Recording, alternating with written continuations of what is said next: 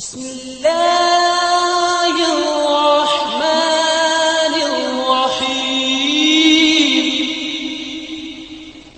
السلام علیکم ورحمۃ اللہ۔ مسائل رمضان کورس میں روزوں کے مسائل ذکر کیے جا رہے ہیں۔ اب اگلا موضوع ہمارا روزے کے حالت میں آنکھ، ناک اور کان میں دوا ڈالنے سے متعلق ہے۔ جیسا کہ آپ کو بتایا گیا تھا کہ روزے کے حالت میں سرما لگانا یہ تو سنت مبارکہ ہے، شرعاً بالکل جائز ہے۔ لہٰذا اگر کوئی شخص حالت روزہ میں اپنی آنکھوں میں سرما لگاتا ہے تو اس سے روزے پر کوئی فرق نہیں پڑے گا۔ البتہ اس کے علاوہ اگر کوئی شخص روزے کی حالت میں اپنی آنکھوں میں دوا ڈالے تو یاد رکھے کہ اس سے روزہ ٹوٹ جائے گا۔ اگرچہ بعض فقہا نے اپنی کتابوں میں یہ لکھا ہے، آپ دیکھیں گے کہ روزے کی حالت میں آنکھوں میں دوا ڈالنے سے روزہ نہیں ٹوٹے گا، یہ بعض کتابوں میں موجود ہے۔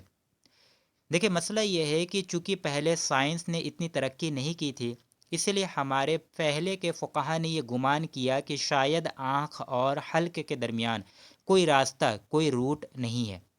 لیکن جب سائنس نے ترقی کر لی اور یہ بات ظاہر ہو گیا کہ آنکھ اور حلق کے درمیان بھی بقایا ایک راستہ ہے، ایک روٹ ہے کہ جو معدے تک یعنی پیٹ تک جاتا ہے، لہٰذا ہمارے جمہور فقہا نے اس پر فتویٰ دیا ہے کہ اب اگر کوئی شخص روزے کی حالت میں اپنے آنکھوں میں دوا ڈالے تو اس سے روزہ ٹوٹ جائے گا۔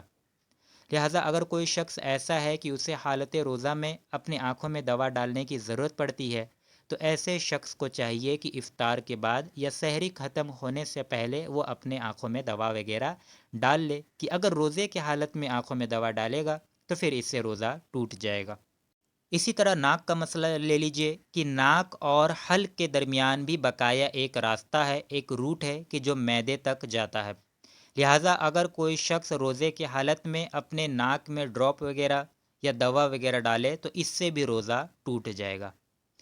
اب آخر میں کان کے بارے میں یاد رکھیے گا کہ اگر کوئی شخص روزے کے حالت میں اپنے کانوں میں دوا ڈالے یا تیل وغیرہ ڈالے، ڈراپ وغیرہ ڈالے تو یاد رکھیے کہ اس سے روزہ نہیں ٹوٹے گا۔ اس کے بارے میں بھی یاد رکھیے گا کہ بعض فقہا اپنے کتابوں میں یہ لکھے ہیں، یہ بات موجود ہے کہ اگر کوئی شخص کانوں میں دوا ڈالے تو اس سے روزہ ٹوٹ جائے گا، یہ بات بعض کتابوں میں موجود ہے۔